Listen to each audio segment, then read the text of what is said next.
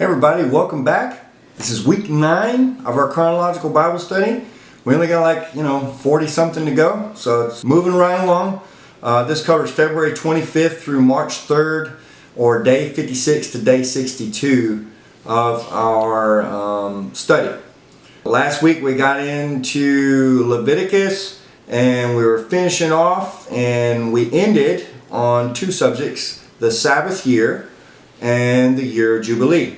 The Sabbath year was every 7th year they have to let the land go fallow and let it recover. They can still eat the food that comes from the land, but they can't till the ground, they can't fertilize it, they can't do any of that kind of stuff. And remember last week I talked about how modern day we'll do crop rotation, or we'll do rotational grazing with cattle or livestock. That's essentially what they're doing. Every 7 years they let the ground recover from all the farming that they've done the previous 6 years.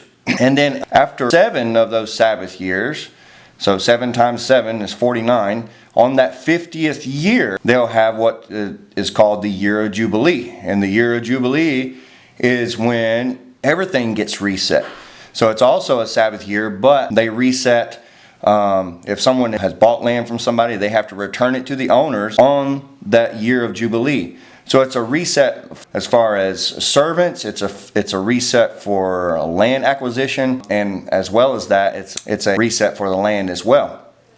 This will come into play later on when we get into the book of Daniel. The thing that I want you to remember from last week is the last verse of Leviticus 25. This is verse 23 here. It says, "The land must never be sold on a permanent basis, for the land belongs to me. You are only foreigners and tenant farmers working for me." And this is that year that they'll remember. The land doesn't belong to them. They're just tenant farmers, and they're just taking care of the land.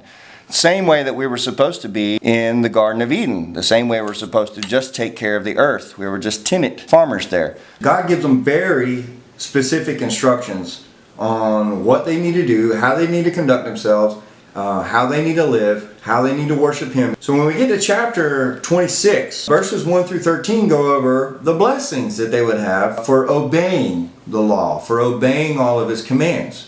Keep my Sabbath days of rest, show reverence for my sanctuary, you follow my decrees, you're careful to obey my commands. I will send you the seasonal rains, the land then will yield its crops, and the trees of the field will produce their fruit. Your threshing season will overlap with the grape harvest, and your grape harvest will overlap with the season.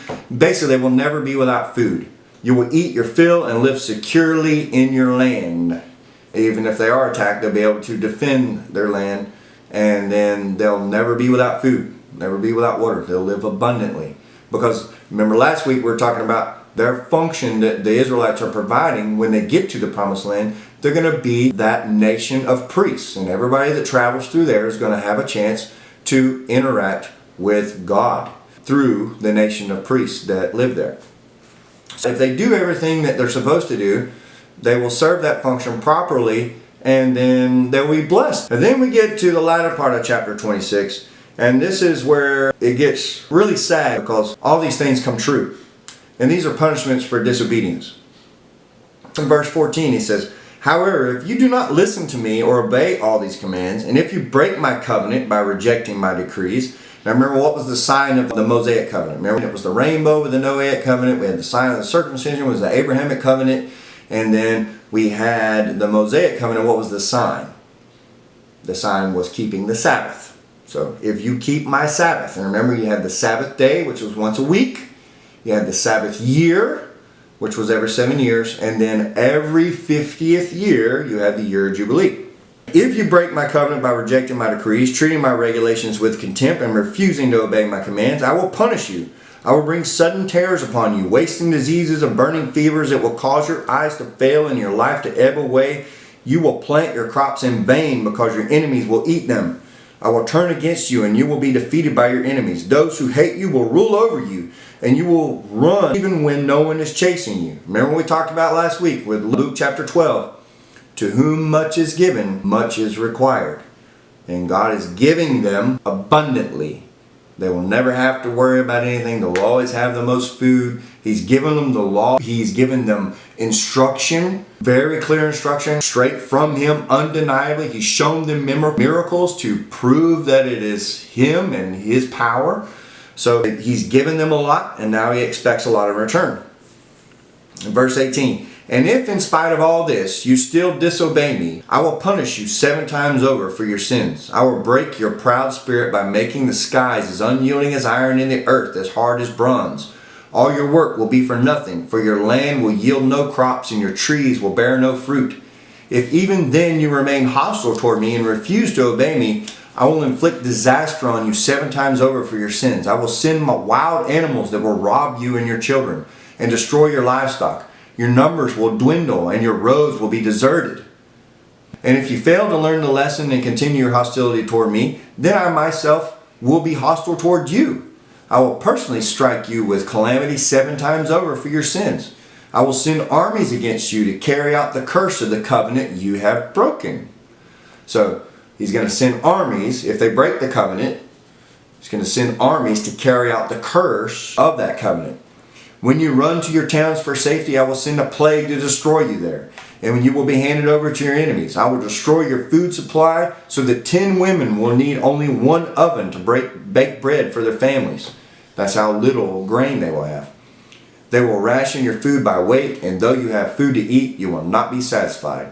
If in spite of all this, you still refuse to listen and still remain hostile toward me, then I will give full vent to my hostility, and I myself will punish you 7 times over for your sins.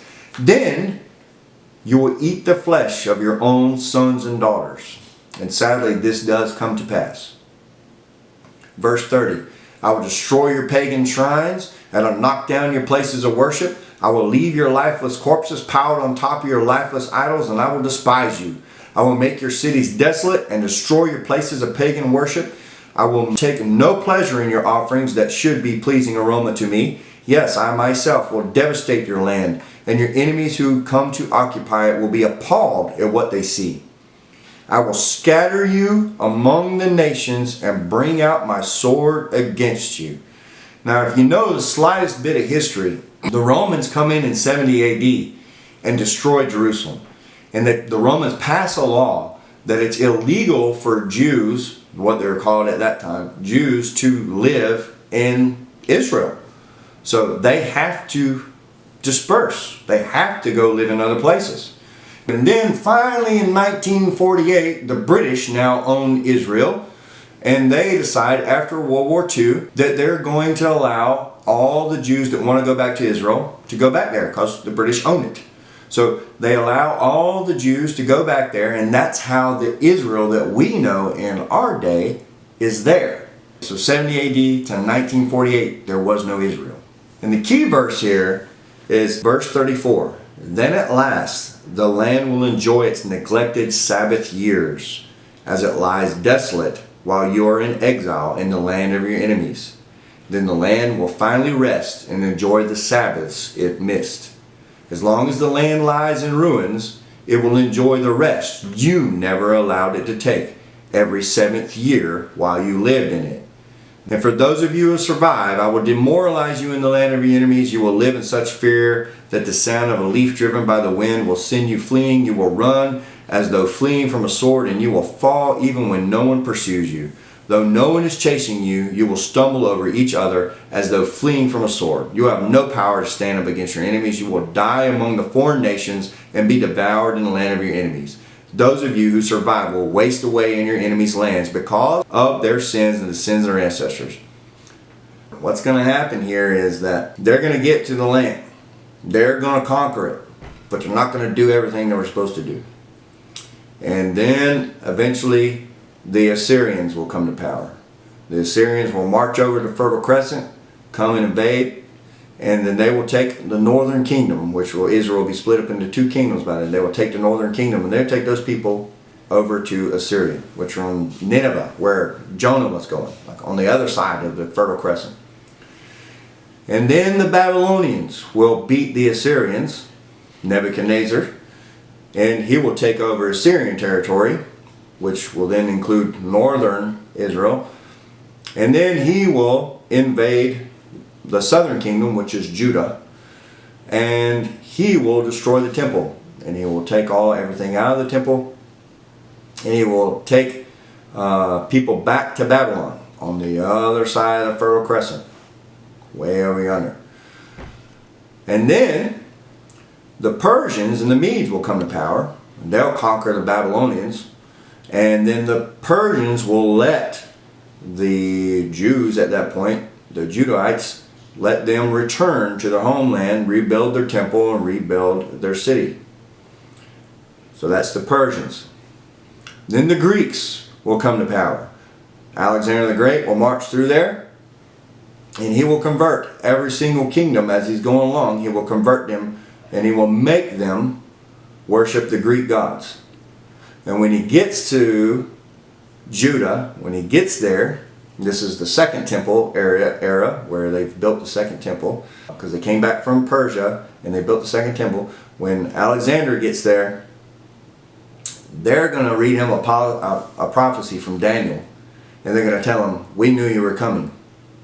So because Israel already recognizes that Alexander is there, they recognize who he is, Alexander's not going to forcefully convert them, although they do become Hellenistic through the ages, through the time. Alexander's going to march out west, even as far as Afghanistan and India, Pakistan, and then on his way back, he's going to die. And his kingdom's going to get split up amongst his generals. The two being important for our study is Seleucid in the north and Ptolemy in Egypt. Those guys will fight over Israel until, well, their descendants will fight over Israel and that whole thing until finally the Romans. And there's some more stuff that happens in there, but we'll get there when we talk about when we get to the intertestamental period. The Romans are going to take over, and that's where we find ourselves in Jesus' time. All that's going to happen in our future, but God is telling them right now of what all will happen if they disobey. And he's telling them right now, all this stuff is going to happen if you disobey me. And they do disobey him. And those things do happen. And all those empires conquer Israel over and over and over and over and over. Verse 40. But at last my people will confess their sins and the sins of their ancestors for betraying me and being hostile toward me. When I have turned their hostility back on them and brought them to the land of the enemies, then at last their stubborn hearts will be humbled, and they will pay for their sins. Then I will remember my covenant with Jacob, and my covenant with Isaac, and my covenant with Abraham. So the Abrahamic covenant. You'll remember that he promised them that land. They're going to occupy that land like they do today. For the land must be abandoned to enjoy its years of Sabbath rest as it lies deserted. At last the people will pay for their sins, for they have continually rejected my regulations and despised my decrees. But despite all this, I will not utterly reject or despise them. While they are in exile in the land of the enemies, I will not cancel my covenant with them by wiping them out, for I am the Lord their God. Now this is specifically talking about the Babylonian exile. This is talking about when they get taken to Babylon, and then they're allowed to return when Persia comes to power. Verse 45, for their sakes I will remember my ancient covenant with their ancestors, whom I brought out of the land of Egypt in the sight of all the nations, that I might be their God. I am the Lord. These are the decrees, regulations, instructions the Lord gave through Moses on Mount Sinai as evidence of the relationship between himself and the Israelites. So there we go. That finishes up Leviticus, and now we're going to start marching. To review the structure of these groups of people that we're going to be talking about today, this is going to be important for today's lesson.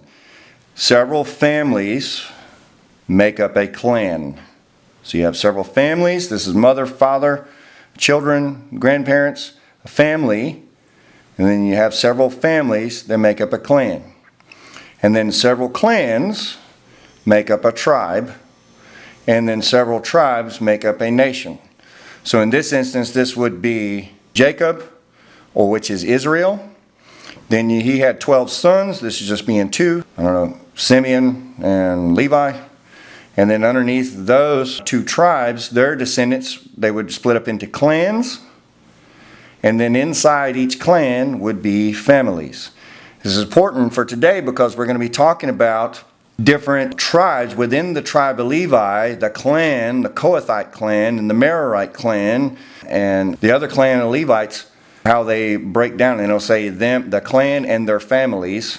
So that's who they're talking about. They're talking about the tribe of Levi, the clans that come under them, and then the families that belong to the clans. And to review how we got here, we have Abraham. He had two sons, Ishmael and Isaac. The Abrahamic covenant passed through Isaac. Isaac had two sons, Esau and Jacob. The Abrahamic covenant passed through Jacob, not Esau. And then Jacob has these 4 wives. Remember, now he wanted Rachel as his wife, but his uncle tricked him and gave him Leah for his first wife. And he had to work another 7 years to get the wife that he wanted, which was Rachel. So after 14 years, he ends up with 2 wives. Then these two start a competition over who can have the most babies, and they start throwing their servant girls at her. So now Jacob has 4 wives, and out of those 4 wives, you have 12 sons that come from these 4 wives. You have Reuben, Simeon, Levi, Judah, Issachar, and Zebulun come from Leah. You have the first servant girl, Leah's servant girl, was Zilpah, and you had 2 sons that came from her, Gad and Asher. Then Rachel, you had 2 sons that came from Rachel, Joseph and Benjamin. And then you had Rachel's servant girl, Bilhah, and she gave Jacob 2 sons, Dan and Naphtali. Now remember, back in Genesis at the end, when Jacob's giving his blessing to Joseph, Jacob claims Joseph's 2 sons that are half Egyptian. He had them with his Egyptian wife. Jacob claimed Joseph's 2 sons as his own. So you have Ephraim and Manasseh. Now, instead of the tribe of Joseph, you have the tribe of Ephraim and Manasseh. So now you've got 1, 2, 3, 4, 5, 6, 7, 8, 9, 10, 11, 12, 13 tribes. Now, remember we read about Levi, the tribe of Levi. God, instead of taking all the firstborn sons as his own, he's only going to take the tribe of Levi. So that cuts it from 13 back to 12. Because we had an addition, instead of just the one Joseph, we had an addition of 2 in his place. Now we're taking Levi out of the picture, and God has taken the tribe of Levi as his own, and we're replacing Levi with one of the sons of Joseph. So we went from 12 to 13 back down to 12. We're going to start in Numbers chapter 1. A year after Israel's departure from Egypt, so they're in their 2nd year. Remember, they celebrated the 2nd Passover. The Lord spoke to Moses in the tabernacle. So he's not on Mount Sinai anymore. He's talking to Moses inside the tabernacle. So they're still in the wilderness of Sinai, but Moses is in the tabernacle. On the 1st day of the 2nd month of the year, he said, from the whole community of Israel, record the names of all the warriors by their clans and families. List all the men 20 years old or older who are able to go to war. So they're going to be invading the land of Canaan. They don't know what kind of enemies they're going to go up against. They don't know anything about the land. But God, in all his wisdom, tells them, hey, let's find out how many fighting soldiers we have for this invasion. A total of all the fighting men 20 years old or older are 603,550. But he didn't include the Levites. Remember, the Levites were set aside. It says, put the Levites in charge of the tabernacle of the covenant, along with all its furnishings and equipment. They must carry the tabernacle and all its furnishings as you travel. And they must take care of it and camp around it. Whenever it's time for the tabernacle to move, the Levites will take it down. When it's time to stop, they will set it up again. But any unauthorized person who goes too near the tabernacle must be put to death. Each tribe of Israel will camp in a designated area with its own family banner, but the Levites will camp around the tabernacle of the covenant to protect the community of Israel from the Lord's anger. So the Levites surround the tabernacle to protect the people, and then the people surround the tabernacle and the Levites to protect them. So when the Israelites set up camp, say this is the tabernacle here, the little T. The tabernacles always face east. Okay, so you got the tabernacle. On the east side of the tabernacle, on the far east side, you got the tribes of Judah, Issachar, and Zebulun. And that equals a fighting force of 186,400. And to the south side, you've got Reuben, Simeon, and Gad. and that's 151,450. On the west side, you've got Ephraim, Manasseh, and Benjamin for 108,100. And on the north side, you got the tribe of Dan, Asher, and Naphtali for a total of 157,600. This is where the total of 603,000 soldiers comes from. It's listen, this is just the fighting men. It's not including wives, children, livestock, all that. And they'd probably be spread out like Manasseh, Ephraim, Benjamin, etc., etc. And we'll show you that in a minute when we break it down in marching order. Inside that perimeter where they have the actual fighting men and their families around, and on the inside of that, you've got the Levites inside that are surrounding the tabernacle. And on the north side of the tabernacle, you got the descendants of Merari, who's got the 4 wagons and the 8 oxen.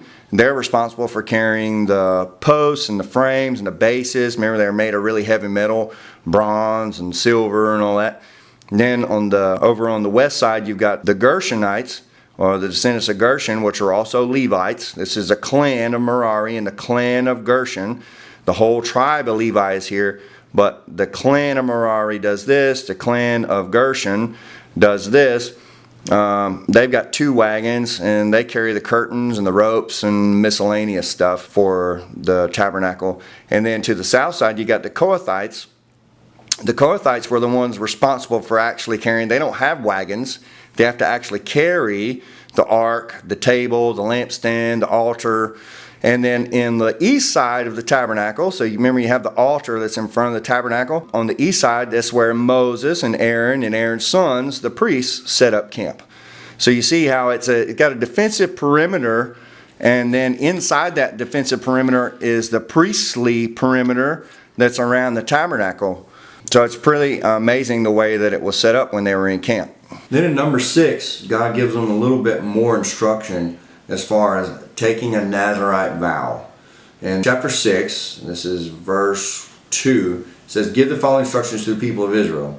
If any of the people, either men or women, take the special vow of a Nazirite, setting themselves apart to the Lord in a special way, they must give up wine, and they must not use vinegar made from wine or other alcoholic drinks. They must not drink fresh grape juice. They must not eat grapes or raisins, so any fruit of the vine. As long as they are bound to their Nazirite vow, they're not allowed to eat or drink anything that comes from the vine. They must never cut their hair throughout the time of their vow, for they are holy and set apart to the Lord until the time of their vow has been fulfilled.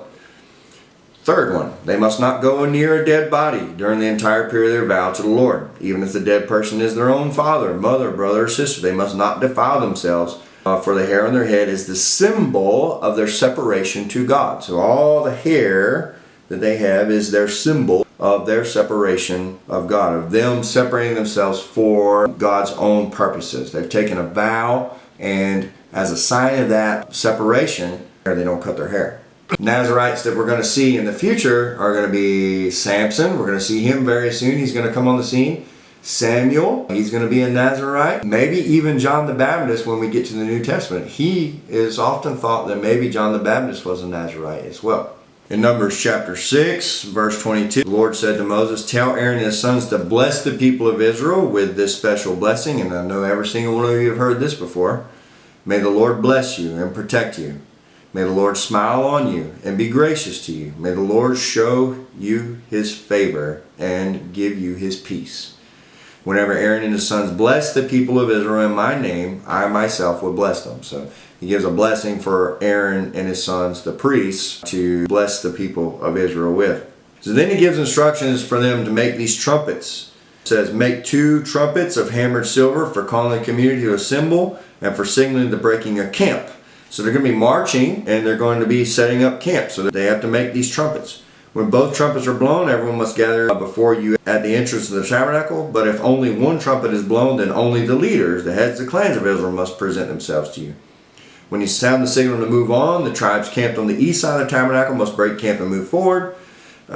When you sound the signal a second time, the tribes camped on the south side will follow, and then so on and so forth. And then also, if somebody attacks, they sound the alarm with the trumpets. You're going to see these trumpets come into use later when they invade. They finally get to Canaan, and Joshua takes them in, and they're marching around the city. You'll see these trumpets come into use again as well. So all this is building. Each little thing that God does, each little direction that He does, builds on the other.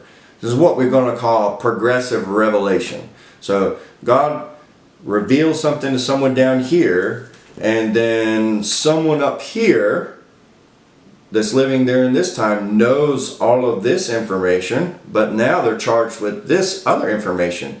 And then eventually this other person comes along, and they are responsible for all of this information down here. Okay? And then progressively God reveals His plan for creation. He reveals His plan for His people. He reveals His plan for all of us. So little things like the trumpets right now that seem to be like, okay, you're going to blow the trumpet when you break camp, you're going to blow the trumpet when... They're going to come into a greater use later on as well. Numbers chapter 10 verse 33. They marched for 3 days after leaving the mountain of the Lord, with the ark of the Lord's covenant moving ahead of them to show them where to stop and rest. As they moved on each day, the cloud of the Lord hovered over them. And whenever the ark set out, Moses would shout, "Arise, O Lord, and let your enemies be scattered. Let them flee before you." And when the ark was set down, when the Kohathites of the Levites would set it down, he would say, "Return, O Lord, to the countless thousands of Israel." So this was the process when they would start their marching order, and when they would set down camp. The previous board I showed you was when they were in camp. This is when they're in marching order, and they're marching through the desert. And so you got a total of 603,550 men that are 20 years of age or older. And then you've got Levites that are ages 30 to 50 that can actually, they're of the age that they can serve in the tabernacle. And there's 8,580 of those. And then there's those other Levite males that aren't in that age that are 13,720. Total males for this group, you got 625,850 males. Now if you think each one having a wife and then several children, you're talking about 2 million plus people here, not including livestock. So this is a huge group of people marching through the desert. And this is their order of march. You've got the ark in the front carried by the Kohathites, and then you've got Judah, Issachar, and Zebulun for that big mount there. And then behind this first little triad, you've got 2 Levite clans. So these are tribes, and then you got 2 Levite clans behind them that are carrying the supplies for the tabernacle. And then behind them, you've got another triad of 3 tribes. And then behind them, you've got the Kohathites, which is another clan of the Levites. And then behind them, you've got a triad of Benjamin, Manasseh, and Ephraim. And then behind them, you got Naphtali, Asher, and Dan picking up the rear. So you can see the way that God designs it, you've got the biggest fighting force in the front. You got almost 200,000 soldiers right there in the front. And then in the rear, you've got the next biggest fighting forces in the rear. So if they get attacked from the front or the rear, they have huge amount of soldiers there already. The Kohathites, which are carrying the lampstand, the altar, all that stuff, they're secure in the middle of the formation. And then they're surrounded by these 2 other fighting forces here of 151,000 and 108,000. So in this order of march, they'd be marching this way, the way that the arrow is pointing. This would be the lineup for a total of 603,550 fighting men. So you got the ark in the front carried by Kohathites from the tribe of Levi, from the clan of Kohath. Behind them, you've got the tribe of Judah, which is 74,600 strong. Behind them, you got the tribe of Issachar, which is 54,400 strong. Behind that, you got the tribe of Zebulun, which is 57,400 strong. That makes this first fighting force that's in the front 186,400 fighting soldiers up here in the front.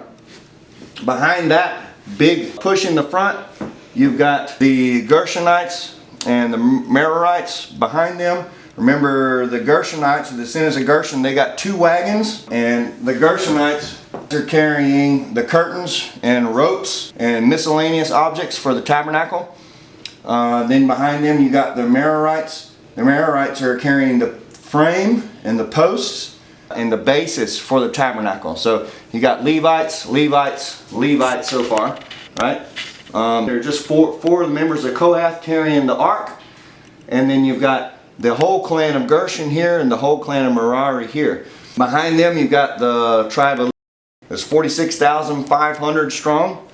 Behind them you got the tribe of Simeon, which is 59,300 strong.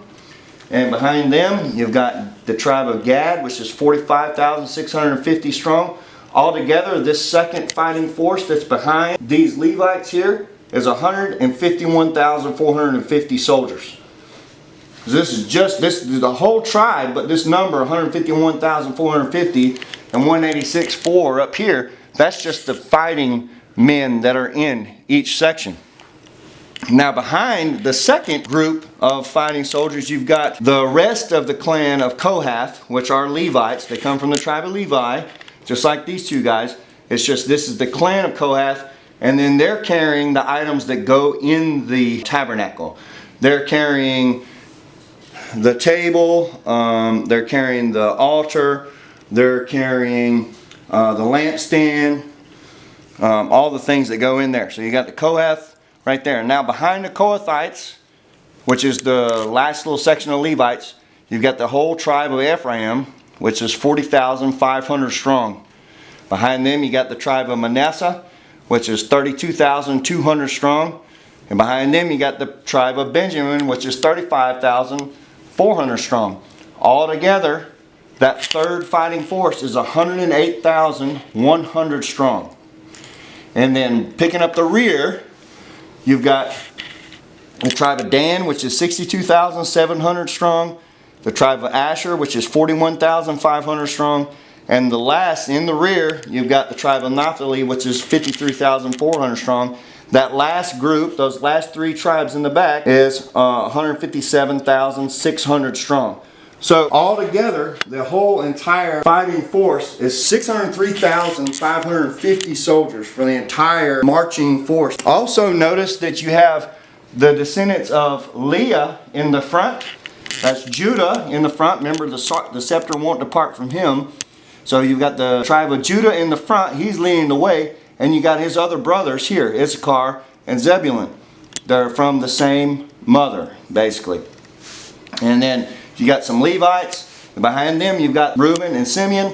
And then behind that you've got Zilpah. Then you got some more Levites. And then behind them you've got Rachel's descendants. So you've got Ephraim, Manasseh, and Benjamin. Remember, there's not a tribe of Joseph because Jacob took the two sons of Joseph as his own.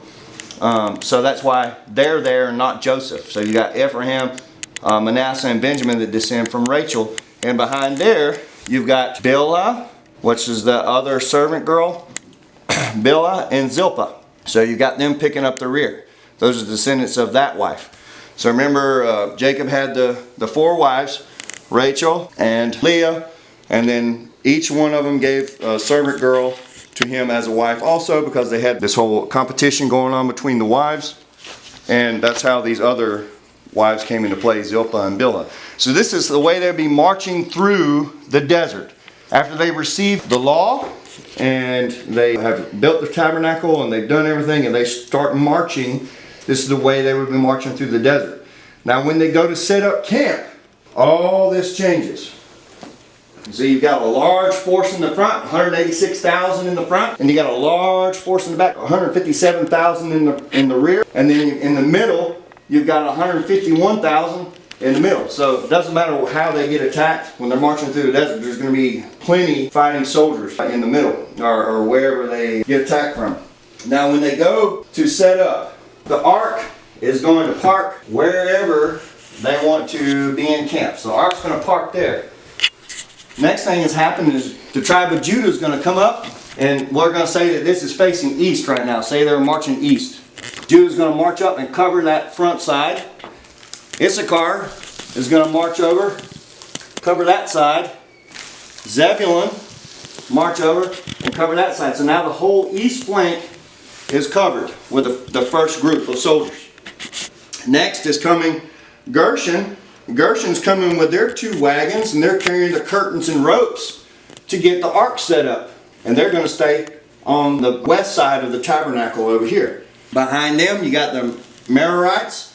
The Merarites are going to come up on the north side of the tabernacle, and they've got 4 wagons, and they're carrying the frames and the posts and the bases. So you got one fighting force that's already in place over there that's guarding the front of on the east side, and now the Levites march up and they start setting up the tabernacle. So the tabernacle's being set up now. Next group that marches up is Reuben. Reuben's going to march down. He's going to cover the south side. Behind them you got Simeon. Simeon's going to come down and cover this side of the camp. Gad marches over, covers this side of the camp.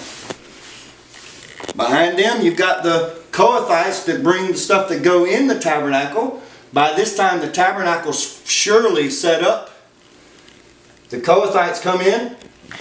They put the stuff that needs to go in the tabernacle, the lampstand, the table, all that stuff, they put that inside the tabernacle that's now set up. The ark is in the Holy of Holies inside the tabernacle, and they camp on the south side of the tabernacle.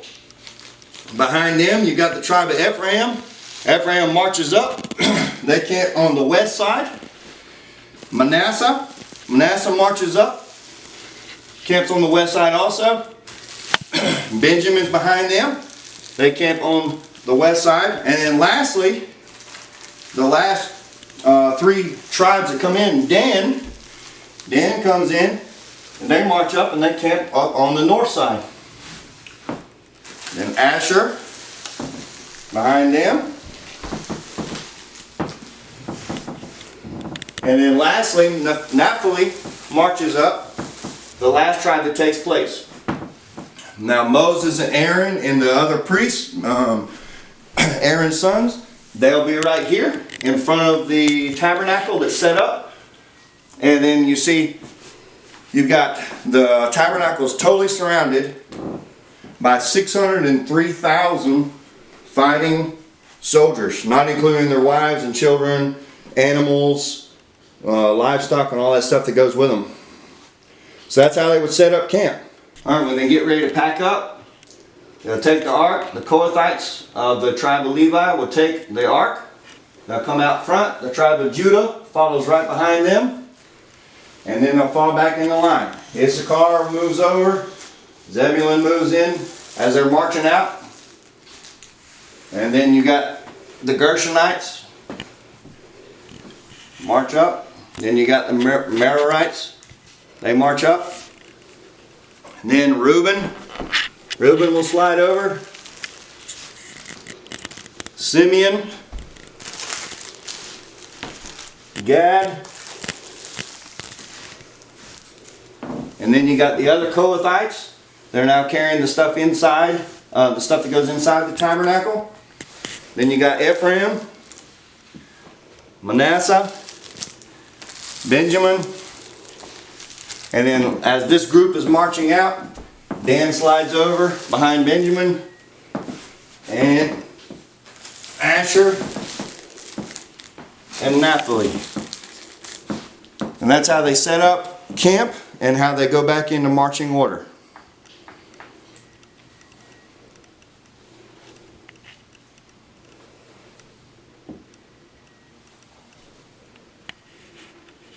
This is where it gets interesting. You know, Numbers chapter 13, the Lord said to Moses, send out men to explore the land of Canaan. All right, they've come out of Egypt, they've crossed the Red Sea, they made the covenant with God at Sinai, they received the law. Now they've got their marching orders, they're a fighting force now. They've got their camp, how they set up camp securely.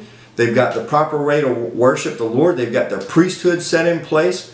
Everything is set. Now we're finally going to invade the land of Canaan. Like God told Abraham was going to happen. Abraham, Isaac, and Jacob. That we're finally there. We're going to get to go into the land of Canaan, into the promised land. And we're finally going to fulfill the covenant that was made. So he says, send the men out to explore the land of Canaan, the land I'm giving to the Israelites. Send one leader from each of the 12 ancestral tribes.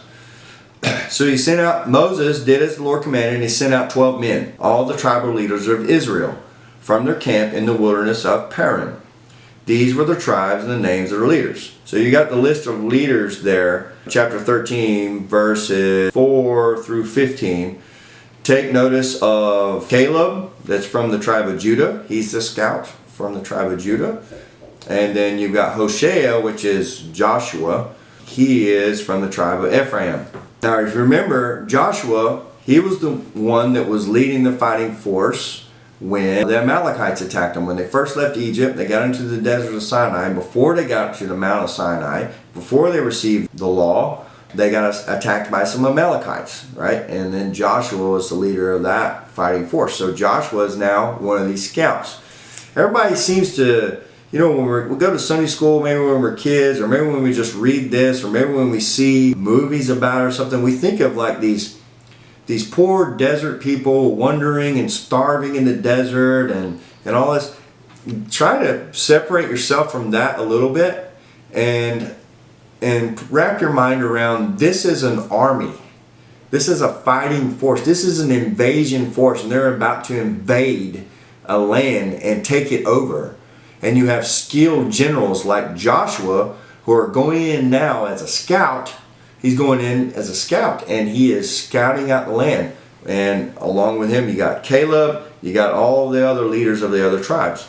In Numbers chapter 13, verse 17, Moses gave the men these instructions as he sent them out to explore the land. Go north through the Negev into the hill country. See what the land is like and find out whether the people living there are strong or weak, few or many. See what kind of land they live in. Is it good or bad? Do their towns have walls, or are they unprotected like open camps? Is the soil fertile or poor? Are there many trees? Do your best to bring back samples of the crops you see. It happened to be the season for harvesting the first ripe grapes, so it was harvest season at that time. In verse 21, so they went up and explored the land from the wilderness of Zin. So the wilderness of Zin is down here. The wilderness of Zin as far as Rehob near Lebohamath. So all the way up into here. Going north, they passed through the Negev, which is this area, the Negev. You see it's spelled right here, N-E-G-E-B, the Negev. So they passed the Negev and arrived at Hebron, where Ahiman, Sheshai, and Talmai, all descendants of Enoch, lived. When we get to the land of Canaan, finally, in the book of Joshua and the book of Judges, we're going to run into several giant people. Here, they're talking about the Anakim, the descendants of Enoch, of which eventually you'll see that David slays one of the descendants of one of these giants in the future when he fights Goliath. You might be wondering, okay, so if the Nephilim in Genesis chapter 6 were how these giants came to be, that was before the flood, why are there still giants around? This is my personal theory. There's lots of theories about this and how this is. My personal theory is Noah's bloodline was pure. You had Noah. From him you had Shem, Japheth, and Ham. But we don't know anything about their wives. So it could be the wife of Noah, that this gene could be passed down through. It could be the wife of any one of the sons also. But we know that Noah was chosen. So I don't think that God would have chosen Noah had he had this recessive gene unless giants were part of his plan, which may be because, you know, David has to slay a giant, and that's how he gets to be known. You know, how he goes from being a shepherd boy to this known person because he slays Goliath. And that may be the providence that's at play there. My personal theory is it comes from one of the wives, a recessive gene from one of the wives of either Ham, Shem, or Japheth, or Noah's wife. After exploring the land for 40 days, the men returned to Moses, Aaron, and the whole community of Israel at Kadesh in the wilderness of Paran. So remember, back down there in the south. They reported to the whole community what they had seen and showed them the fruit that they had taken from the land. This was the report to Moses.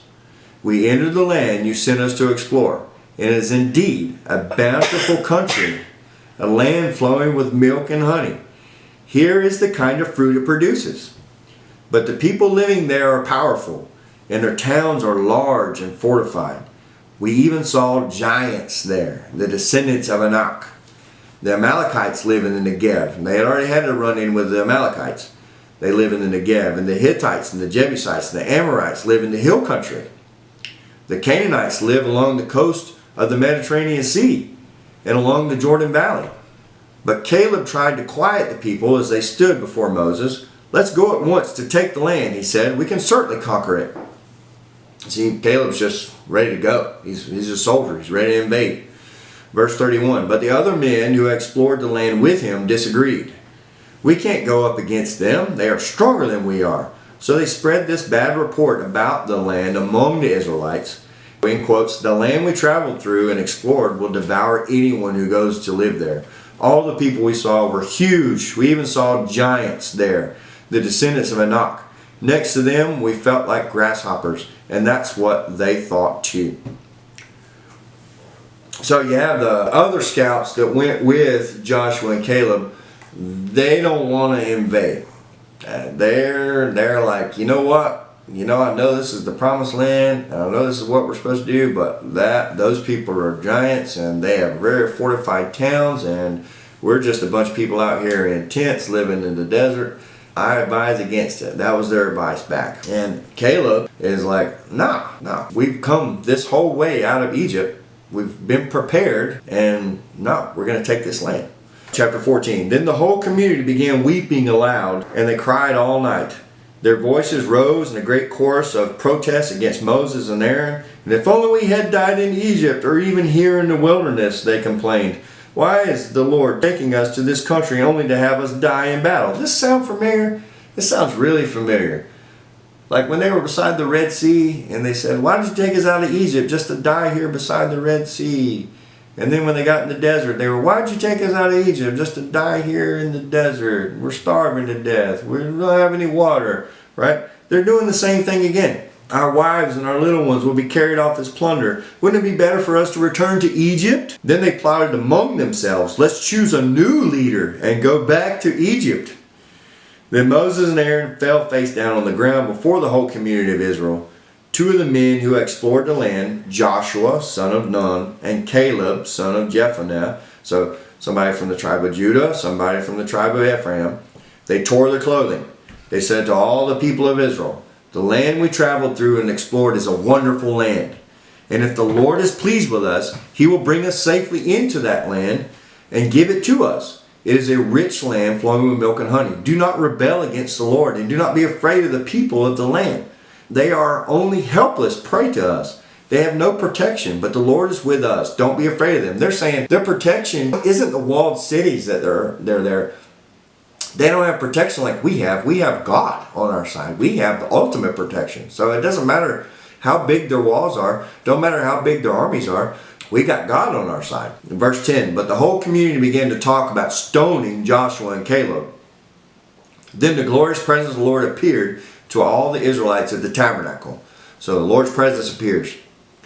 The Lord said to Moses, how long will these people treat me with contempt? Will they never believe me, even after all the miraculous signs I have done among them? I will disown them and destroy them with a plague. Then I will make you into a nation greater and mightier than they are. So here we have this again. He gives this temptation to Moses again and says, I'm going to start over. Just like I started over with Noah, I'm going to start over with you, Moses. I'm just going to clean these guys off the face of the earth. But what does Moses do? Again, Moses intercedes for them. And he says, no, what will Egypt do? If you just kill them now, Egypt's going to say, well, their God took them out of Egypt just to kill them in the desert. What's that going to look like to the rest of the world? That's not going to glorify you, Lord. And then God, knowing that ahead of time, He allows them to live. So in verse 17 it says, please, Lord, prove that your power is as great as you have claimed. For you said the Lord is slow to anger and filled with unfailing love, forgiving every kind of sin and rebellion. But He does not excuse the guilty. He lays the sins of the parents upon their children. The entire family is affected, even children in the third and fourth generations. In keeping with your magnificent, unfailing love, please pardon the sins of this people, just as you have forgiven them ever since they left. So you probably heard this before, where the sins of the father falls on the son. And in some ways that's true, in an earthly providential way. Say your father is an alcoholic, and you watch him, you grow up watching him drink, and you grow up watching him get angry, drive drunk, all those kind of things, he might not get in trouble. But if you grow up and you repeat those actions, you repeat his example, you might wind up in prison. And then your children, while you're in prison, they grow up without a father. And you see how it starts this whole chain reaction. It's not that God is like cursing you and your family or holding your kids responsible. Everybody has the choice of what they're going to do. But once you start that chain and that progression, that downward spiral, once somebody starts that, it's very hard to break that cycle. And it takes somebody special to take a stand and break that cycle. In verse 20, it says, the Lord said, I will pardon them as you have requested, but surely as I live, and as surely as the earth is filled with the Lord's glory, not one of these people will ever enter that land. So he doesn't give them a generational thing. He doesn't say, I'm going to punish them. He says, I'm going to pardon them, but none of these people that came out of Egypt will enter that land. They have all seen my glorious presence and the miraculous signs I performed both in Egypt and in the wilderness. But again and again they have tested me by refusing to listen to my voice. Verse 23. They will never see the land I swore to give their ancestors. None of those who have treated me with contempt will ever see it. But my servant Caleb has a different attitude than the others have. He has remained loyal to me, so I'll bring him into the land he explored. His descendants will possess their full share of that land. Now turn around, don't go on toward the land where the Amalekites and the Canaanites live. Tomorrow you must set out for the wilderness in the direction of the Red Sea. So remember, they were up here on the very southern end of the land of Canaan. They sent spies over, and then they came back. They gave that report. They got the people all in an uproar about it, and people turned against Moses and Aaron. So God's like, you know what? None of these people that came out of Egypt are going to be able to get there. So turn around, head south towards the Red Sea, back the way you came, back towards Egypt, back that way. So they head south. Now remember, back here in Numbers 14, the Israelites said, if only we had died in Egypt or even here in the wilderness. That's what they said. This is verse 2 of chapter 14. Now over here, chapter 14, verse 28, God tells Moses to tell him this. As surely as I live, declares the Lord, I will do to you everything I heard you say. You will all drop dead in the wilderness, because you complained against me. Every one of you who is 20 years or older and was not included in the registration will die. You will not enter and occupy the land I swore to give you. The only exceptions will be Caleb, son of Jephunneh, and Joshua, the son of Nun. You said your children would be carried off as plunder. Well, I will bring them safely into the land, and they will enjoy what you have despised. But as for you, you will drop dead in the wilderness, and your children will be like shepherds wandering in the wilderness for 40 years. In this way, they will pay for your faithlessness until the last of you lies dead in the wilderness. This is verse 34. So because your men explored the land for 40 days, you must wander in the wilderness for 40 years. Each year, for each day, suffering the consequences of your sins.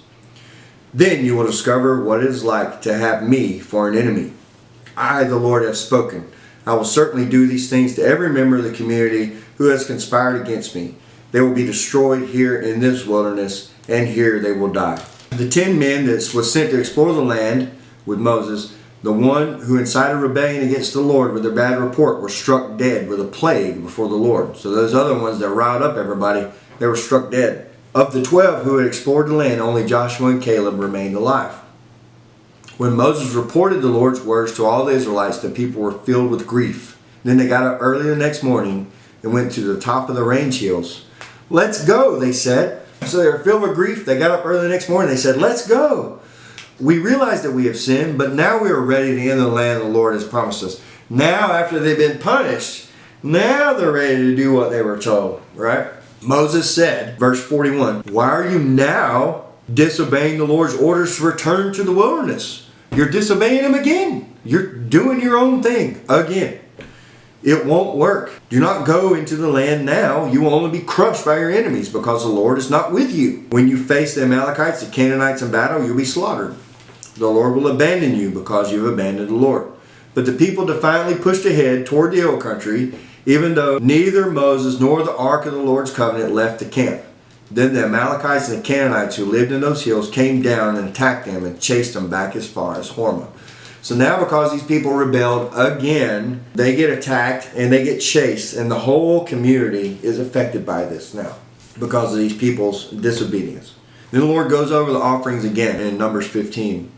And then we see those liquid offerings that we were talking about before. Remember, we went over the burnt offerings, but then there's some liquid offerings that are given there in Numbers chapter 15.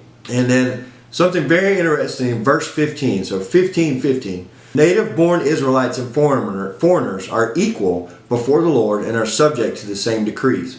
So these are foreigners that come out of Egypt with the Israelites. These are Yahweh worshipers. These are worshipers of God who are living with those Israelites, but they're not descendants of Jacob. Okay? So in this way we start to see how the other people that aren't descendants of Jacob can worship the Lord, and they can be grafted in to the tree. We start to see this happen already while they're still wandering in the desert. Not even in the land of Canaan yet, haven't built a temple, haven't done any of that stuff. They're not set up as the nation of priests, and they already have people that are not descendants of Jacob who are worshiping the Lord with them. Our readings this week ended with this story. Numbers chapter 15, verse 32. One day while the people of Israel were in the wilderness, they discovered a man gathering wood on the Sabbath day. The people who found him doing this took him before Moses, Aaron, and the rest of the community. They held him in custody because they did not know what to do with him. Then the Lord said to Moses, "The man must be put to death. The whole community must stone him outside the camp." So the whole community took the man outside the camp and stoned him to death, just as the Lord had commanded Moses. Because of that, the Lord tells Moses, "Give the following instructions to the people of Israel. Throughout the generations to come, you must make tassels for the hems of your clothing and attach them with a blue cord. When you see the tassels, you remember and obey all the commands of the Lord instead of following your own desires and defiling yourselves, as you are prone to do." So these tassels will help you remember that you must obey all my commands and be holy to your God. I am the Lord your God who brought you out of the land of Egypt, that I might be your God, and I am the Lord your God. So you ever seen a prayer shawl? When they go to pray, they'll drape it over their head, and it's got all these tassels all over it. And those tassels are to remind them to keep God's commandments. Major one being the Sabbath day. Now, why is the Sabbath day so important for the Israelites? Because that's the sign of the Mosaic covenant. It's a sign of the covenant that they made in the desert. So you must keep the Sabbath because that's the sign of it. That's like them not keeping the Sabbath is the same as them not being circumcised. So you're not obeying the covenant that was given to you, so therefore you're not going to take part in the covenant. You're not part of the blessing. So observing the Sabbath is a very important thing for Israel. So we had a lot of things happen this week. We received the rest of the commandments from Sinai, and now everything is being implemented. They went to invade and they decided not to. They were punished for that. Then they tried to invade anyway, and they're punished for that. A lot is going on in this video, but all this is very important for the things to come. So try to take all this in. This week we're going to be covering some more complications they have during their 39 years of wandering. There's going to be some more things that Moses has to deal with. The people are going to keep showing that they're human, and God's going to keep showing them that He's God. So hold on to your seats, and we'll see you next week. It's exciting.